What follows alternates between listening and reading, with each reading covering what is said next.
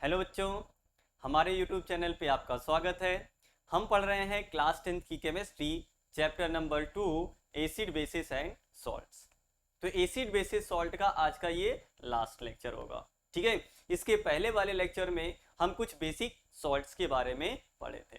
ठीक है, जैसे सॉल्ट्स क्या होते हैं तो हमने बताया था वो सब्सटेंसेस जो एसिड और बेस के रिएक्शन से बनते हैं उन्हें हम क्या कहते हैं, सॉल्ट बोलते हैं।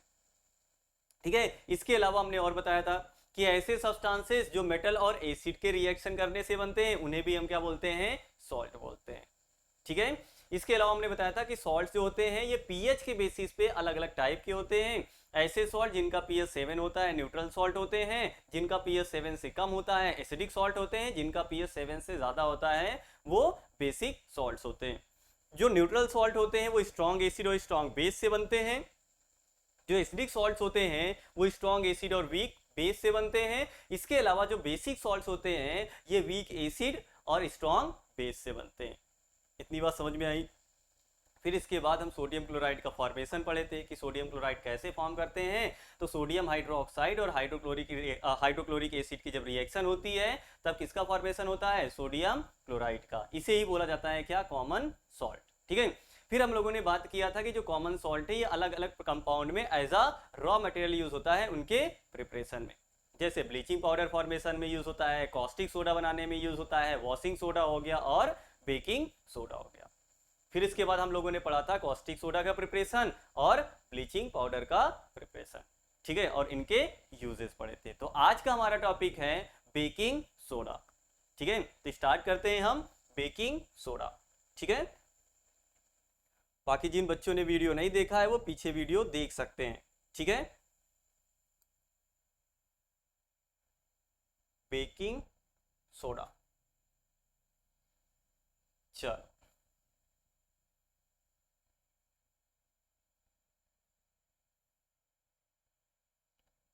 तो सबसे पहले बात करते हैं बेकिंग सोडा का फॉर्मूला क्या होगा भैया। चलो बताओगे बेकिंग सोडा का फॉर्मूला क्या होता है, NaHCO3। NaHCO3,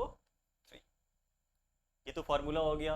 केमिकल नेम बताओ भैया, chemical name chemical name chemical name. Last class में हमने लास्ट लेक्चर में बताया था जितने भी सॉल्ट्स हमें इस चैप्टर में पढ़ने हैं सबका कॉमन नेम, फॉर्मूला और उनका केमिकल नेम हम लोगों ने लास्ट लेक्चर में ही कवर कर लिया था। ठीक है, चलो केमिकल नेम क्या होगा, सोडियम हाइड्रोजन कार्बोनेट या बाइकार्बोनेट भी बोल सकते हो। तो सोडियम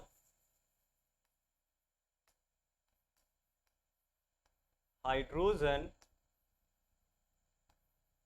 कार्बोनेट। ठीक है, या सोडियम बाइकार्बोनेट भी आप कह सकते हैं। ठीक है, इसके बाद नेक्स्ट हमें क्या देखना है, प्रिपरेशन। नेक्स्ट क्या देखना है भैया, प्रिपरेशन।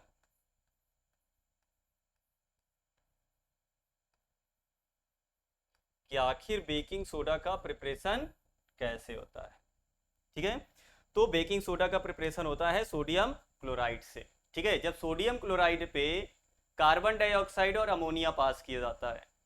ठीक है, या बोलो सोडियम क्लोराइड के सॉल्यूशन में जब क्या पास करते हैं, कार्बन डाइऑक्साइड और अमोनिया, तभी किसका फॉर्मेशन होता है, बेकिंग सोडा का। ठीक है, तो देखो भैया NaCl ले लिया और क्या ले लिया हमने, वाटर ले लिया। ठीक है, इस पे अब क्या पास करना है हमें, कार्बन डाइऑक्साइड और अमोनिया। ठीक है, तो फॉर्म होगा यहाँ पर अमोनियम क्लोराइड NH4Cl। इसके अलावा और क्या फॉर्म होगा, NaHCO। ठीक है, तो रिएक्शन याद रखना, sodium chloride, water, carbon dioxide और अमोनिया जब ये आपस में रिएक्ट करते हैं तो फॉर्मेशन होता है अमोनियम क्लोराइड का। ये क्या है, अमोनियम क्लोराइड। Ammonium chloride. ठीक है, और ये क्या हो गया, बेकिंग सोडा। क्या हो गया, बेकिंग सोडा। ठीक है, तो यार ये हो गया इनका प्रिपरेशन। प्रिपरेशन याद रखना। ठीक, चलो आगे बढ़ते हैं। अब बात करते हैं भैया जो बेकिंग सोडा है इसका यूज होता है किचन में। used in kitchen for making tasty and crispy pakora. ठीक है, तो टेस्टी और क्रिस्पी पकौड़ा वगैरह बनाने के लिए किसका यूज किया जाता है? बेकिंग सोडा का। ठीक है, तो जब इसको किचन में यूज करते हैं, बेकिंग सोडा को जब हम किचन में यूज करते हैं तो होता क्या है, हम आखिर इनको यूज क्यों करते हैं? ठीक है, वहां पे कौन सी रिएक्शन होती है? तो बेकिंग सोडा को जब किचन में यूज करते हैं तो हमें रिएक्शन देखनी है। ठीक है, ध्यान देना, बेकिंग सोडा है फॉर्मूला NaHCO3। जब किचन में इसको यूज करेंगे तो वहां पर क्या होगा? हीट होगा ये। तो जब बेकिंग सोडा को हीट किया जाता है तो ये फॉर्म करता है सोडियम कार्बोनेट Na2CO3। इसके अलावा और क्या फॉर्म होता है वहां पे? वाटर। इसके अलावा कार्बन डाइऑक्साइड और वाटर। ठीक है, तो जब बेकिंग सोडा को हीट किया जाता है तो सोडियम कार्बोनेट बनाता है, इसके अलावा कार्बन डाइऑक्साइड गैस रिलीज होती है, इसके अलावा वाटर फॉर्म होता है। और इस कार्बन डाइऑक्साइड गैस के कारण जो सब्सटेंस हम वहां पे जिस सब्सटेंस में इसको यूज कर रहे हैं वो क्या होता है? थोड़ा सा फूलता है। ठीक है, जैसे हम क्या यूज कर रहे हैं, पकौड़ा वगैरह बनाने में यूज कर रहे हैं, वो थोड़ा सा फूलेगा जिसके कारण वो क्या हो जाएगा? क्रिस्पी हो जाएगा। बात समझ में आई? पक्का। अच्छा, आगे बात करते हैं, ये और कहां पर यूज होता है? नेक्स्ट है used for making baking powder. Baking powder, ठीक है, बेकिंग पाउडर। ठीक, तो क्या बोलते हैं, जो बेकिंग सोडा होता है इसका यूज बेकिंग पाउडर बनाने में होता है। अब बेकिंग पाउडर कैसे बनता है? जब baking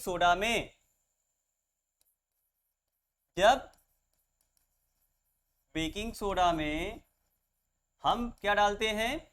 mild edible acid. Mild edible acid, तभी किसका फॉर्मेशन होता है? बेकिंग पाउडर का।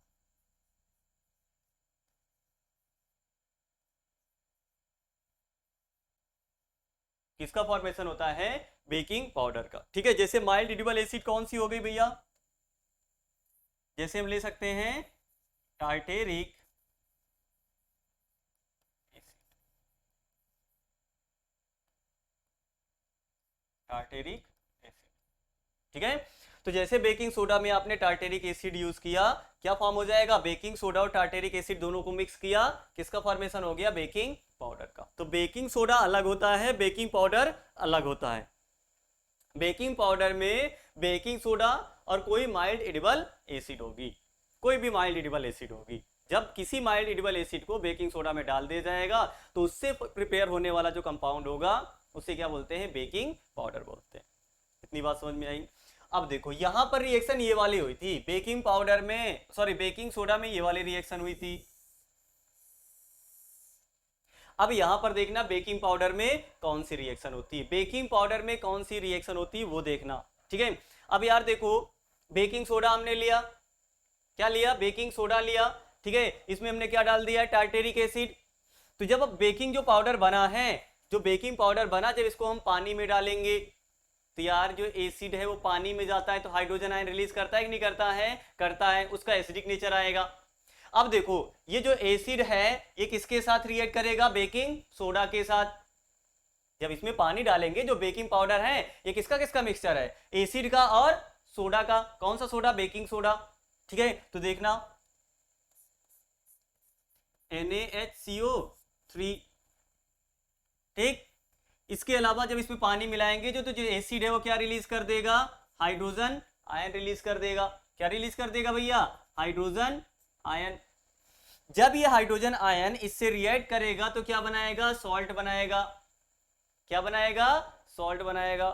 ठीक है, तो यहां पर क्या लिख सकते हैं? Sodium salt.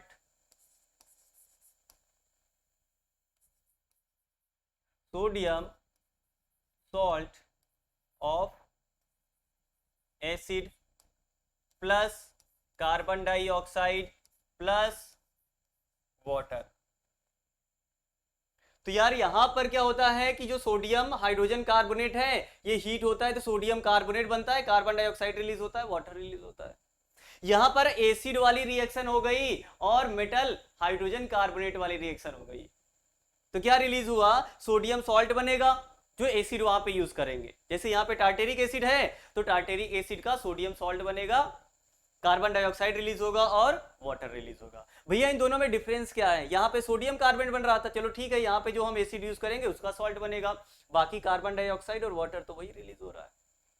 हमें इससे मतलब है, कार्बन डाइऑक्साइड से मतलब है, किससे मतलब है, कार्बन डाइऑक्साइड से। ठीक है, यहां पर क्या होता है, कार्बन डाइऑक्साइड का अमाउंट ज्यादा रिलीज होगा, इस वाले रिएक्शन में कार्बन डाइऑक्साइड का अमाउंट ज्यादा रिलीज होगा। अगर कार्बन डाइऑक्साइड का अमाउंट ज्यादा रिलीज होगा तो जहां पर ये यूज हो रहा है उसको ज्यादा फ्लफी बनाएगा। जैसे जो बेकिंग पाउडर होता है ये यूज होता है केक्स वगैरह बनाने में, यूज्ड फॉर प्रिपरेशन या making, used for making cakes. तो केक वगैरह बनाने में बेकिंग पाउडर का यूज करते हैं, ना कि बेकिंग सोडा का। बेकिंग सोडा को यूज नहीं करते, किसका यूज करते हैं, बेकिंग पाउडर यूज करते हैं, इतना याद रखना। ठीक, चलो नेक्स्ट पेज। नेक्स्ट यूज है, it is used in soda acid fire extinguisher. ठीक है, तो जो बेकिंग सोडा है ये सोडा एसिड फायर एक्सटिंग्विशर में यूज होता है। भैया सोडा एसिड फायर एक्सटिंग्विशर क्या होते हैं, जो स्कूल्स वगैरह में, कोचिंग वगैरह में रखे होते हैं, ठीक है, कोई फैक्ट्री वगैरह में जो वहां पे फायर एक्सटिंग्विशर रखे होते हैं वो यही वाले होते हैं, सोडा एसिड फायर एक्सटिंग्विशर। ठीक है, मतलब उसमें क्या होता है, सोडा होता है और एक एसिड भरी होती है।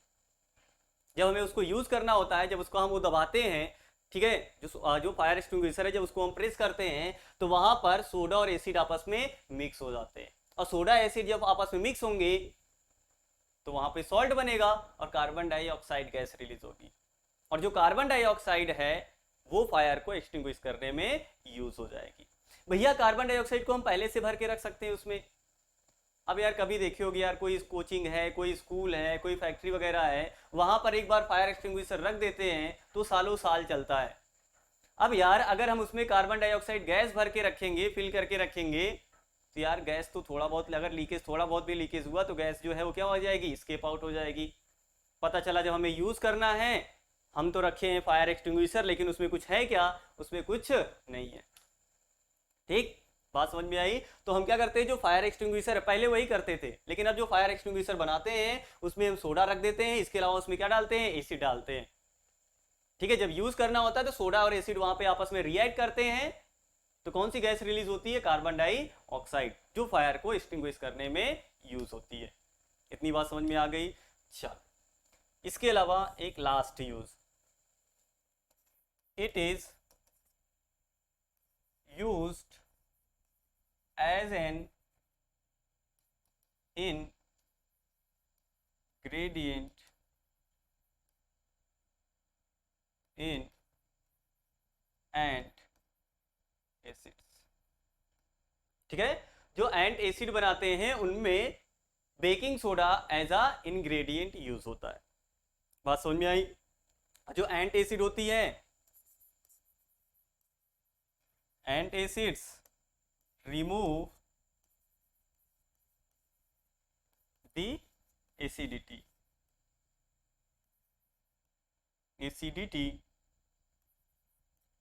caused due to over secretion of HCl in stomach। तो ये जो एंट एसिड है ये हमारे स्टमक में जो HCl ज्यादा सिक्रीट हो जाने के कारण एसिडिटी होती है, उसको रिमूव करने में यूज होता है। ठीक है, वैसे तो हम ये पहले ही बता चुके हैं कि एंटासिड्स क्या होती है। बात समझ में आई? तो यार ये यूजेस हो गए किसके, बेकिंग सोडा के।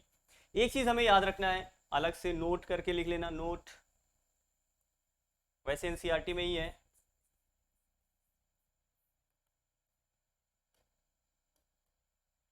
Baking soda is an non-corrosive mild या non-corrosive mild basic salt।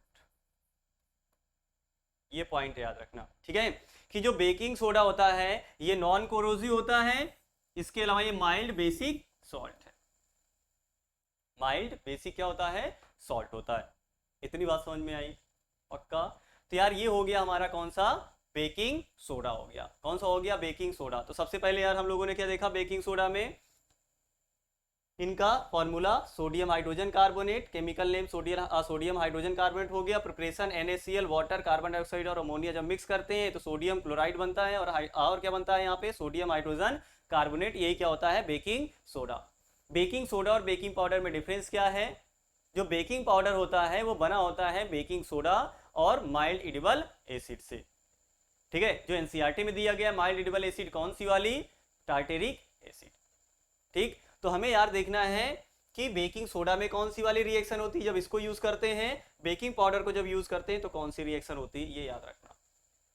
इसके अलावा यूजेस, पहला किचन में यूज होता है, ठीक है, इसके अलावा बेकिंग पाउडर बनाने में यूज होता है, इसके अलावा हमने और कहाँ पे बता दिया, सोडा एसिड फायर एक्सटिंग्विशर में होता है, इसके अलावा एंटासिड प्रिपरेशन में भी यूज होता है। इसके अलावा जो बेकिंग सोडा होता है ये क्या होता है, non corrosive mild basic salt होता है। ठीक, चलो नेक्स्ट टॉपिक हमारा है क्या, वॉशिंग सोडा।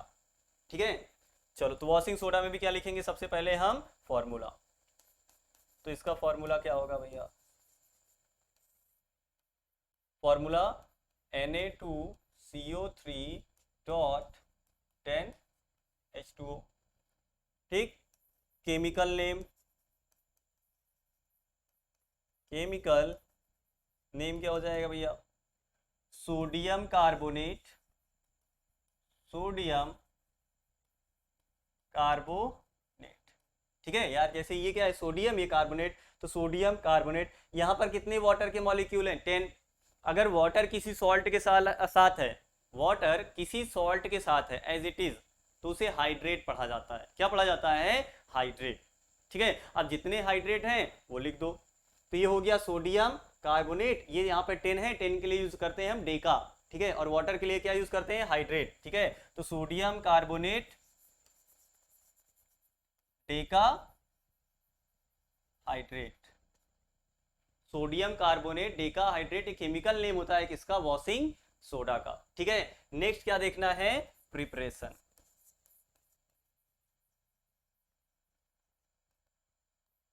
चलो भैया आओ देखो इसका प्रिपरेशन कैसे होता है। सोडियम हाइड्रोजन कार्बोनेट है, इसको हीट किया गया तो क्या बनता है, Na2CO3। ठीक है, प्लस CO2 प्लस वाटर। अब यहां पर जो सोडियम कार्बोनेट है इसका रिक्रिस्टलाइजेशन कराया जाता है, Na2CO3 प्लस 10H2O। तो इसका क्या होगा, रिक्रिस्टलाइजेशन। तो क्या बनेगा यहां पर, Na2CO3.10। ठीक है, उसके अलावा इसका यूज, इसका प्रिपरेशन तो हम पढ़े ही थे कि ये कैसे बनता है। अगर ये बात किया जाए तो ये कैसे बनेगा, NaCl plus water plus carbon dioxide plus ammonia, क्या बनेगा, Na4Cl प्लस NaHCO। ये रिएक्शन लिखने का मतलब है मेरा ये कहने का कि जो यार NaCl है ये वॉशिंग सोडा के प्रिपरेशन में भी यूज होता है, क्योंकि भैया ये जो कंपाउंड है ये आया कहां से, यहीं से तो आया है ना। इसके बाद इसको हीट किया तो सोडियम कार्बोनेट बन गया, इसका रिक्रिस्टलाइजेशन करा दिया, क्या बन गया, वॉशिंग सोडा। क्या बन गया हमारा, वॉशिंग सोडा। बात समझ में आई। लेकिन ये सारी रिएक्शन एनसीईआरटी में नहीं दिया गया। इतनी रिएक्शन एनसीईआरटी में दिया गया क्या, नहीं। एनसीईआरटी में बोला गया है कि जो सोडियम कार्बोनेट फॉर्म होता है बेकिंग सोडा को हीट करने पे, उसका क्या कराया जाता है, रिक्रिस्टलाइजेशन कराया जाता है, तो क्या फॉर्म होता है, वॉशिंग सोडा। ठीक है, लेकिन इसकी रिएक्शन ये प्लस ये हो जाएगी। इतनी बात समझ में आई। चलो नेक्स्ट है इसका यूजेस ऑफ वॉशिंग सोडा। ठीक है, यूजेस पढ़ने से पहले एक लाइन यहां पे और बता देते हैं नोट करके, जैसे उसमें हम पढ़े थे वैसे इसमें। ठीक है, it is also a mild basic salt. ठीक है, ये भी क्या होता है, एक माइल्ड बेसिक सॉल्ट होता है। ये भी क्या होता है, माइल्ड बेसिक सॉल्ट होता है। जैसे बेकिंग सोडा था वैसे वॉशिंग सोडा। तो बेकिंग सोडा और वॉशिंग सोडा दोनों क्या होते हैं, माइल्ड बेसिक सॉल्ट होते हैं। अगर मान लो एग्जाम में आ गया कि दो माइल्ड बेसिक सॉल्ट के नाम लिखो, दो माइल्ड बेसिक सॉल्ट के नाम लिखो, तो कौन सा हो जाएगा, वॉशिंग सोडा, इसके अलावा बेकिंग सोडा। ये चीज याद रखना, पूछा जा सकता है कि माइल्ड बेसिक सॉल्ट दो लिखो, कौन कौन से होते हैं। तो ये कौन सा हो जाएगा आपका, वॉशिंग सोडा, इसके अलावा दूसरा कौन सा लिख सकते हो, बेकिंग सोडा। ठीक, चलो भैया यूजेस में आ जाते हैं। वॉशिंग सोडा के हमें 4 यूजेस पढ़ने हैं, एनसीईआरटी में भी 4 यूजेस बताए गए। ठीक है, चलो बताओगे भैया कौन कौन से यूजेस हैं। पहला, used in paper soup, paper soup and glass industry. ठीक है, तो पहला वॉशिंग सोडा कहां पर यूज होता है, पेपर इंडस्ट्री में, सोप इंडस्ट्री और ग्लास इंडस्ट्री में।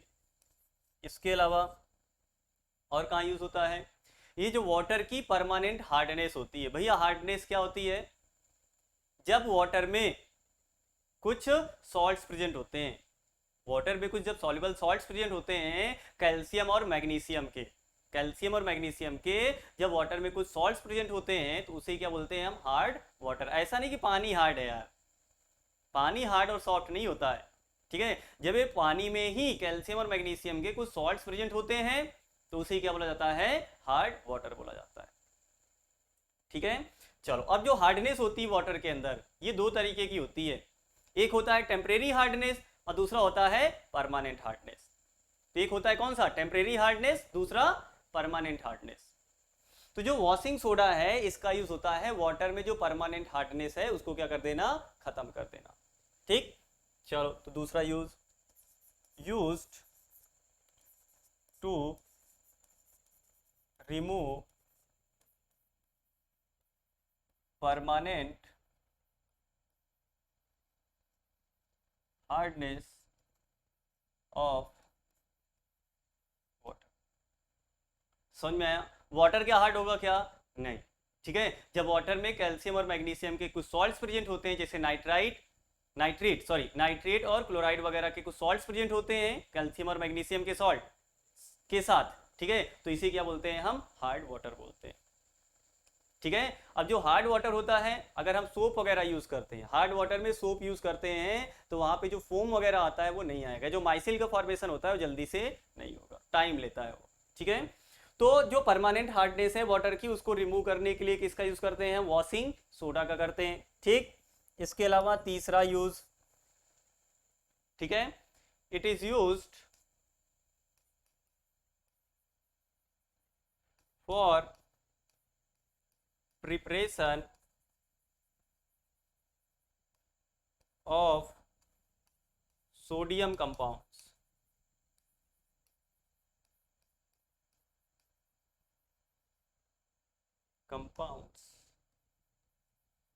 like borax. ठीक है, इसके अलावा वॉशिंग सोडा का यूज होता है सोडियम कंपाउंड बनाने के लिए, जैसे कौन सा हो गया, बोरैक्स हो गया। इसके अलावा एक यूज और, चौथा, इट इज यूज्ड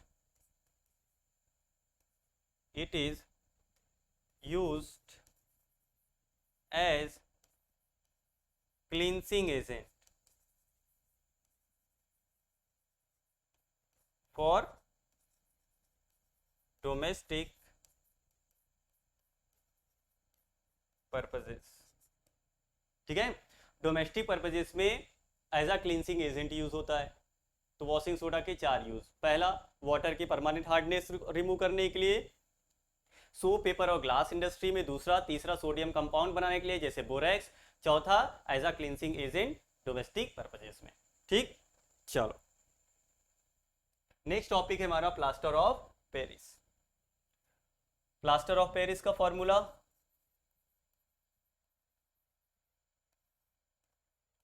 CaSO4.12H2। तो प्लास्टर ऑफ पेरिस का फॉर्मूला क्या होगा, CaSO4.12H2। ठीक है, केमिकल नेम क्या होगा भैया, केमिकल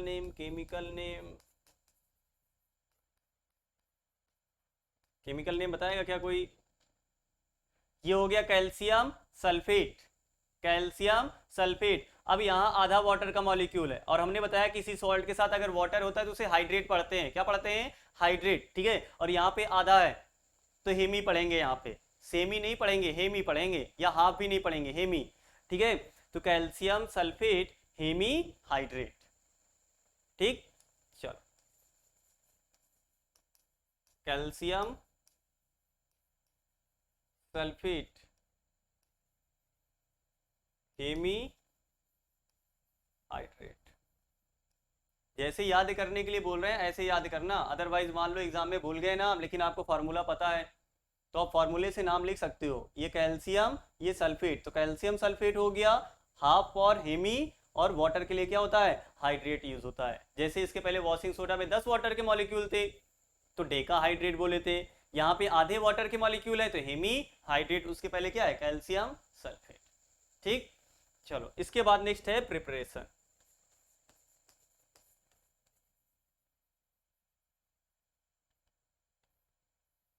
ठीक है, अब इसका प्रिपरेशन कैसे होता है, जब जिप्सम को कैल्शियम सल्फेट डाइहाइड्रेट, ये होता है जिप्सम,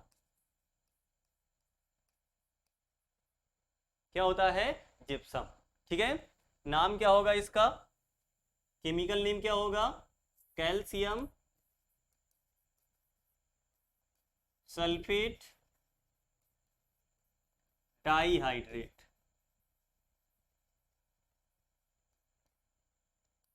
तो जिप्सम का केमिकल नेम क्या होता है, कैल्शियम सल्फेट डाइहाइड्रेट। ठीक है, तो कैल्शियम सल्फेट डाइहाइड्रेट या बोलो जिप्सम को जब हम हीट करते हैं 373 केल्विन पे, 373 केल्विन पे जब हम किसको, जिप्सम को हीट करते हैं, तो जो जिप्सम है ये 1.5 वाटर के मॉलिक्यूल को बाहर कर देता है, 1.5 वाटर मॉलिक्यूल क्या कर देगा, रिमूव कर देगा।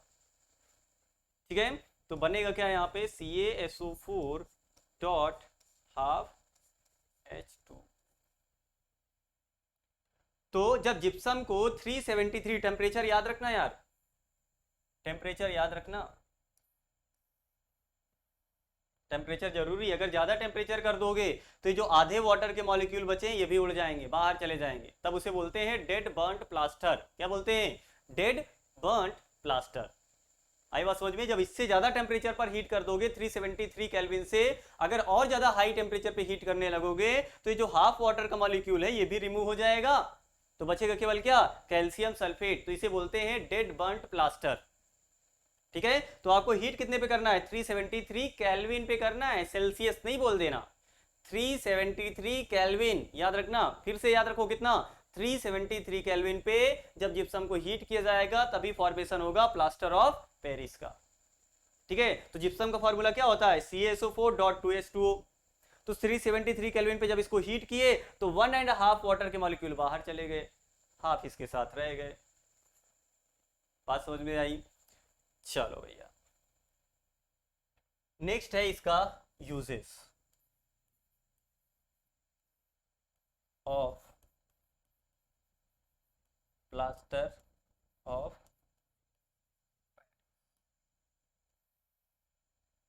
ठीक, पहला यूज,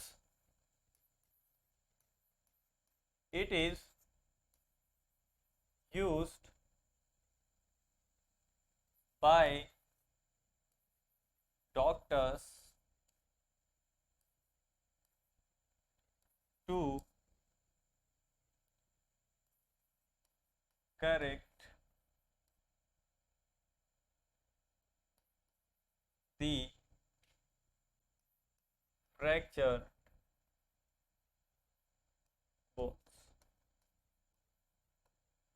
जैसे यार कभी देखे होगे किसी के हाथ या पैर, ठीक है, जो हाथ होते हैं पैर होते हैं उनकी अगर बोन्स ब्रेक हो गई हैं, ठीक है, तो या फ्रैक्चर हो गया है, तो उसमें किसका यूज करते हैं हम, प्लास्टर ऑफ पेरिस का करते हैं। बोलते नहीं उनको प्लास्टर बंधवाएं, ठीक है, अगर हाथ टूट जाए, पैर टूट जाए, या कोई हड्डी जो है वो क्या हो गई, थोड़ी फ्रैक्चर हो गई है, तो उस समय हम क्या करते हैं, प्लास्टर बंधवाते हैं कि नहीं बनवाते हैं, प्लास्टर बनवाते हैं। उसमें क्या होता है, plaster of Paris he use होता है। क्या यूज होता है, प्लास्टर ऑफ पेरिस। ठीक है, करते क्या है उस समय, करेंगे क्या, जो प्लास्टर ऑफ पेरिस होगा CaSO4.12H2O, कभी देखा होगा तो क्या करते हैं, एक चूना टाइप में लाते हैं ये, ठीक है, लेकिन वो ये होता है प्लास्टर, क्या बोलते हैं, प्लास्टर ऑफ पेरिस होता है। इसमें ये वाटर के मॉलिक्यूल मिक्स करते हैं। तो जब यार प्लास्टर ऑफ पेरिस में पीओपी में वाटर के मॉलिक्यूल मिक्स करेंगे तो ये क्या करेगा, 1.5 वाटर के मॉलिक्यूल गेन करके दोबारा से क्या फॉर्म कर लेगा, जिप्सम CaSO4.2H2O। ये क्या है, जिप्सम है। क्या है, जिप्सम। ठीक है, और जो जो जिप्सम होता है ये होता है क्या, हार्ड सॉलिड मास। क्या फॉर्म करता है, हार्ड सॉलिड मास फॉर्म करता है। ठीक है, तो जब प्लास्टर ऑफ पेरिस में दोबारा वाटर मिक्स करते हैं, अगर हम प्लास्टर ऑफ पेरिस में दोबारा वाटर के मॉलिक्यूल मिक्स करते हैं तो 1.5 वाटर के मॉलिक्यूल गेन करके क्या फॉर्म कर लेता है, जिप्सम फॉर्म कर लेता है, और वो हार्ड हो जाता है, क्योंकि जो जिप्सम होता है ये कैसा होता है, हार्ड होता है। इतनी बात समझ में आई? तो जब जिप्सम को 373 केल्विन पे आपने हीट किया तो 1.5 वाटर के मॉलिक्यूल लूज करके फॉर्म कर लिया क्या, प्लास्टर ऑफ पेरिस। और लेकिन जब प्लास्टर ऑफ पेरिस में दोबारा पानी मिक्स कर दोगे तो 1.5 वाटर के मॉलिक्यूल गेन करके दोबारा किसका फॉर्मेशन कर लेगा, जिप्सम का, और वो कैसा हो जाएगा, हार्ड हो जाएगा। तो कभी अगर किसी को देखे होगे प्लास्टर बनते हुए तो उस समय क्या करते हैं, प्लास्टर ऑफ पेरिस लेते हैं, उसको पानी में मिलाते हैं, उसके बाद क्या कर देते हैं, वहां पर पट्टी वगैरह लगाकर उसमें बांध देते हैं, उसके ऊपर इसको लगा देते हैं। ठीक है, कुछ समय बाद वो क्या हो जाता है, हार्ड हो जाता है। क्यों, क्योंकि वो वाटर के मॉलिक्यूल के क्या कर लेगा, अंदर खींच लेगा, और वाटर के मॉलिक्यूल को अंदर खींच करके क्या फॉर्म कर लेगा, वो जिप्सम। और जिप्सम कैसा होता है, हार्ड होता है। कहोगे भैया पानी कहाँ गया, तो अभी हम नेक्स्ट पढ़ने वाले हैं टॉपिक वाटर ऑफ क्रिस्टलाइजेशन, तो वहां पे समझ में आएगा कि पानी गया कहाँ पे। इतनी बात समझ में आई? चलो, तो एक यूज यार ये हो गया। इसके अलावा used for making toys, ठीक है, टॉयज वगैरह बनाने में यूज होता है, जो मूर्तियां वगैरह होती हैं उनको बनाने में भी यूज होता है कौन, प्लास्टर ऑफ पेरिस। इसके अलावा used for decoration of walls. जैसे घरों में बोलते नहीं पीओपी करवाना है, घरों में बोलते ना यार पीओपी करवाना है, छत पे पीओपी करवाना है, जो सीलिंग होती है उस पे बोलते ना यार पीओपी करवाना है, पीओपी की डिजाइन वगैरह बनाना है। ठीक है, वहां पर क्या यूज होता है, plaster of Paris, POP plaster of Paris ही तो है। ठीक है, तो डेकोरेशन के लिए यूज होता है, जो वॉल्स वगैरह हैं उनको डेकोरेट करने के लिए भी किसका यूज होता है, प्लास्टर ऑफ पेरिस का। ठीक है, इसके अलावा और क्या यूज बोल सकते हो, used for making surfaces smooth. Smooth का मतलब क्या होता है? चिकना। ठीक है, तो सरफेस को स्मूथ वगैरह बनाने के लिए भी हम किसका यूज करते हैं? प्लास्टर ऑफ पेरिस का। तो प्लास्टर ऑफ पेरिस का यूज क्या हो गया? फ्रैक्चर बोन को करेक्ट करने के लिए, इसके अलावा टॉयज बनाने के लिए, वॉल को डेकोरेट करने के लिए, इसके अलावा सरफेसेस को स्मूथ बनाने के लिए। ठीक है, इसके अलावा जब जिप्सम क्या बोलते हैं, प्लास्टर ऑफ पेरिस में वाटर मिक्स करते हैं, दोबारा क्या फॉर्म कर लेता है? जिप्सम का फॉर्मेशन करता है। दोनों रिएक्शन याद रखना, पूछा गया है, ये रिएक्शन पूछा गया है कि जब हम प्लास्टर ऑफ पेरिस में वाटर मिक्स करते हैं तो क्या होगा। रिएक्शन लिखो आप, क्या लिखो?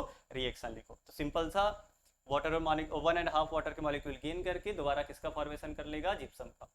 और जिप्सम कैसा होता है? हार्ड होता है। कैसा होता है? ये हार्ड होता है। इतनी बात समझ में आई? चलो, आज का हमारा लास्ट टॉपिक है वाटर ऑफ क्रिस्टलाइजेशन, और इस चैप्टर का भी ये लास्ट टॉपिक है। ठीक है, तो लास्ट टॉपिक हमारा कौन सा बचा है? Water of crystallisation.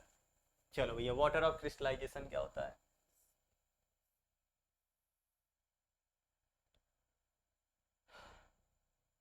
क्या आप जानते हो? जैसे यार हम मान लो CO2 लिखे हैं, तो CO2 को हम बोलते क्या हैं? एक मॉलिक्यूल बोलते हैं। क्या बोलते हैं? मॉलिक्यूल।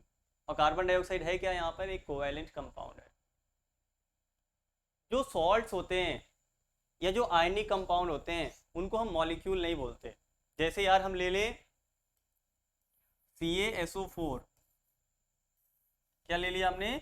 CaSO4 ले लिया, तो इसको मैं मॉलिक्यूल नहीं बोलूंगा, ये होता है एक फॉर्मूला यूनिट होता है। क्या होता है? ये फॉर्मूला यूनिट है।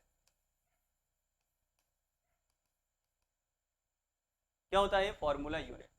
ठीक है, तो यार फॉर्मूला यूनिट क्या होता है? जो एक सॉल्ट का मॉलिक्यूल होता है उसे क्या बोलते हैं? फॉर्मूला यूनिट बोलते हैं। एक सॉल्ट का जो मॉलिक्यूल है उसे ही क्या बोला जाता है? Formula unit. नॉर्मली मॉलिक्यूल भी बोल देते हैं कुछ लोग, लेकिन एक्चुअल में होता क्या है? फॉर्मूला यूनिट होता है। बात समझ में आई? तो यार वाटर ऑफ क्रिस्टलाइजेशन है क्या? किसी भी सॉल्ट के, सुनना जरा, किसी भी सॉल्ट के एक फॉर्मूला यूनिट के अंदर जितने भी वाटर के मॉलिक्यूल प्रेजेंट होते हैं वही कहलाते हैं वाटर ऑफ क्रिस्टलाइजेशन। फिर से सुनो एक बार, किसी भी सॉल्ट के एक फॉर्मूला यूनिट के अंदर, किसी भी सॉल्ट के एक फॉर्मूला यूनिट के अंदर जितने भी वाटर के मॉलिक्यूल प्रेजेंट होते हैं वही कहलाते हैं वाटर ऑफ क्रिस्टलाइजेशन। बात समझ में आई? चलो आओ देखो, the number of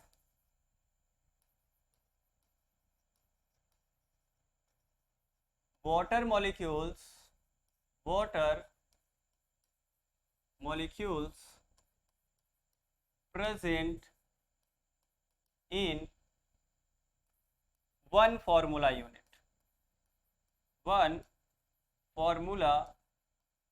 unit of any sort is known as water of crystallization. ठीक है, तो यार कोई भी सॉल्ट है उसका एक फॉर्मूला यूनिट ले लो और उसके अंदर देखो कितने वाटर के मॉलिक्यूल प्रेजेंट हैं, तो जितने वाटर के मॉलिक्यूल प्रेजेंट होंगे वही उसका कहलाएगा वाटर ऑफ क्रिस्टलाइजेशन। जैसे हमने वॉशिंग सोडा ले लिया, फॉर्मूला क्या होगा? Na2CO3.10H2। तो यार ये वॉशिंग सोडा का एक फॉर्मूला यूनिट हमने लिखा है, ये जो हमने लिखा है वॉशिंग सोडा का एक फॉर्मूला यूनिट लिखा है। अब देखो वॉशिंग सोडा के एक फॉर्मूला यूनिट के अंदर कितने वाटर के मॉलिक्यूल प्रेजेंट हैं? 10 वाटर के मॉलिक्यूल प्रेजेंट है। तो वॉशिंग सोडा में कितने वाटर के मॉलिक्यूल प्रेजेंट हैं? 10, और यही 10 इसका क्या होगा? वाटर ऑफ क्रिस्टलाइजेशन होगा। तो वॉशिंग सोडा में वाटर ऑफ क्रिस्टलाइजेशन कितना होता है? 10 होता है। कितना होता है? 10। बात समझ में आई? इसके अलावा जिप्सम का CaSO4.2H2O, तो यार ये जिप्सम का एक फॉर्मूला यूनिट है, ये जिप्सम का क्या है, एक फॉर्मूला यूनिट है। अब देखो जिप्सम के एक फॉर्मूला यूनिट के अंदर कितने वाटर के मॉलिक्यूल हैं, 2 वाटर के मॉलिक्यूल हैं। यही 2 वाटर के मॉलिक्यूल जिप्सम का क्या कहलाएगा, वाटर ऑफ क्रिस्टलाइजेशन। बात समझ में आई, ध्यान देना, एक बार समझ लो, रटना नहीं पड़ेगा। तो वाटर ऑफ क्रिस्टलाइजेशन क्या है, कोई भी सॉल्ट ले लो यार, कोई भी सॉल्ट ले लो A to Z, उसका एक फॉर्मूला यूनिट उठा लो और उसके अंदर देखो अगर वाटर के मॉलिक्यूल प्रेजेंट हैं तो जितने वहां पे वाटर के मॉलिक्यूल प्रेजेंट होंगे वही उसका वाटर ऑफ क्रिस्टलाइजेशन होगा। तो कुछ सॉल्ट्स में प्रेजेंट होते हैं, कुछ में नहीं होते हैं। बात समझ में आई, क्या सभी सॉल्ट्स में भैया होते हैं, क्या सभी सॉल्ट्स में वाटर ऑफ क्रिस्टलाइजेशन नहीं होते। और ये जो वाटर ऑफ क्रिस्टलाइजेशन होते हैं इनके क्रिस्टल्स के बीच में रहते हैं। जैसे यार जो सॉलिड्स होते हैं वे क्रिस्टल फॉर्म करते हैं ना यार, आगे चल के पढ़ोगे क्रिस्टलाइन सॉलिड्स, ठीक है, वो क्या फॉर्म करते हैं, पूरा एक क्रिस्टल फॉर्म करते हैं। उन्हीं क्रिस्टल के बीच बीच में क्या रहते हैं, ये वाटर के मॉलिक्यूल्स प्रेजेंट होते हैं। इसीलिए तो बोला गया वाटर ऑफ क्रिस्टलाइजेशन, मतलब वो वाटर जो सॉलिड के क्रिस्टल्स के बीच में हो। तो क्या ये वाटर के मॉलिक्यूल हमें बाहर से दिखाएंगे, क्या नहीं दिखेंगे। क्या ये जो सॉल्ट्स होंगे भैया, क्या ये वेट होंगे कि ड्राई होंगे, अगर इनको हम टच कर रहे हैं, वॉशिंग सोडा लिया हमने उसको टच किया, या जिप्सम लिया इसको टच किया, तो क्या हमें ये ड्राई लगेगा कि वेट लगेगा, तो यार ये ड्राई होगा। कैसा होगा, ड्राई होगा। ये नहीं याद रखना कि भैया इसके अंदर 10 वाटर के मॉलिक्यूल, इसके अंदर 2 वाटर के मॉलिक्यूल, अब वाटर के मॉलिक्यूल हैं तो वेट लगना चाहिए, लेकिन ये वाटर के मॉलिक्यूल इनके क्रिस्टल के अंदर हैं। कहां पर हैं, इनके क्रिस्टल्स के अंदर हैं। बात समझ में आई, पक्का। तो क्या है जो वाटर के मॉलिक्यूल्स हैं क्या बाहर से हमें दिखाई देंगे, क्या इसके कारण जो सॉल्ट होगा क्या वो वेट होगा, क्या तो वेट नहीं होगा, कैसा होगा, ड्राई होगा। ड्राई क्यों होगा, क्योंकि ये जो वाटर होते हैं उनके क्रिस्टल के अंदर रहते हैं। वैसे तो पूछा नहीं जाएगा, लेकिन कोई पूछे तो आप बता सकते हो, ठीक। चलो इसके अलावा यार ब्लू विट्रियोल होता है CuSO4.5H2O, इसी को क्या बोलते हैं, ब्लू विट्रियोल, ब्लू विट्रियोल, ठीक है। तो ब्लू विट्रियोल में कितने वाटर के मॉलिक्यूल प्रेजेंट हैं, 5। तो ब्लू विट्रियोल का वाटर ऑफ क्रिस्टलाइजेशन कितना होगा, 5 होगा। बात समझ में आई, ठीक है। और इसको और क्या नेम आप बोल सकते हैं, इसका केमिकल नेम क्या होगा, कॉपर सल्फेट, कॉपर सल्फेट, 5 के लिए पेंटा, वाटर के लिए हाइड्रेट, तो कॉपर सल्फेट पेंटा हाइड्रेट। तो कितने वाटर के मॉलिक्यूल प्रेजेंट हैं, 5, और यही 5 इसका क्या होगा, वाटर ऑफ क्रिस्टलाइजेशन होगा, ठीक है। प्लास्टर ऑफ पेरिस देख लो, plaster of Paris CaSO4.5H2O, plaster of Paris, इसके अंदर कितने वाटर के मॉलिक्यूल हैं, ये एक फॉर्मूला यूनिट है प्लास्टर ऑफ पेरिस का। ये क्या है, प्लास्टर ऑफ पेरिस का एक फॉर्मूला यूनिट है। इसके अंदर कितने वाटर के मॉलिक्यूल प्रेजेंट हैं, हाफ वाटर के मॉलिक्यूल प्रेजेंट हैं, कितने, हाफ। तो यही इसका क्या होगा, वाटर ऑफ क्रिस्टलाइजेशन। तो प्लास्टर ऑफ पेरिस का हाफ वाटर ऑफ क्रिस्टलाइजेशन, इसके अलावा वॉशिंग सोडा का 10, जिप्सम का 2 और ब्लू विट्रियोल का 5। बात समझ में आई, ठीक है। तो ये हमारा खत्म होता है chapter acid basis and salt, ठीक है। कोई दिक्कत नहीं होनी चाहिए, अगर किसी प्रकार की कोई दिक्कत है आप कमेंट करके पूछ सकते हैं, ठीक है। अब इसके बाद हम स्टार्ट करेंगे बायोलॉजी का चैप्टर, क्योंकि केमिस्ट्री के 2 चैप्टर हो चुके हैं, ठीक है। चैप्टर नंबर 1 और चैप्टर नंबर 2 केमिस्ट्री में हो चुका है, अब 2 ही चैप्टर केमिस्ट्री बचे हैं। इसके बाद बायो का हम चैप्टर पढ़ेंगे लाइफ प्रोसेस। कौन सा, लाइफ प्रोसेस। तो नेक्स्ट लेक्चर में हम स्टार्ट करेंगे बायोलॉजी, वो भी कौन सा चैप्टर, लाइफ प्रोसेस, ठीक है। Thank you.